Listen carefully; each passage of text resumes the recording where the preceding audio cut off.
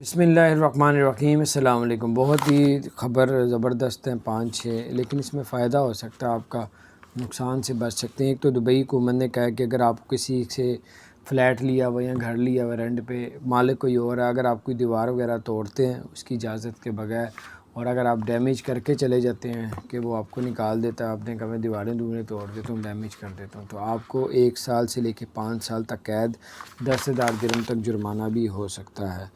پھر دبئی میں جو ہے UAE کی سب سے بڑی لاٹری 7 کروڑ درہم جو ہے اس کی قرعہ اندازی آ رہی ہے، وہ اس میں آپ حصہ لے سکتے ہیں۔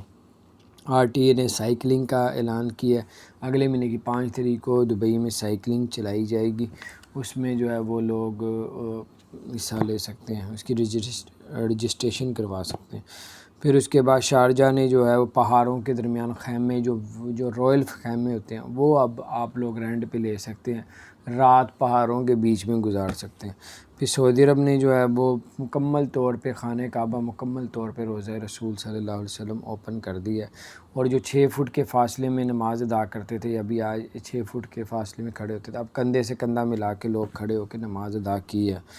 پھر اس کے بعد آپ کو بتاتے چلیں کہ جو مزدور اوپر سے گرا تھا دبئی میں اور اس کی کمر میں چوٹ لگی تھی، اس کو جو ہے 5 لاکھ درہم کا جو ہے وہ ہر جانہ پہ کر دیا گیا کمپنی نے، جو عدالت نے کہا تھا کہ اس کو دیا جائے۔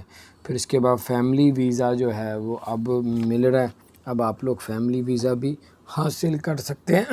فیملی ویزا بھی اب آپ لوگ لے سکتے ہیں۔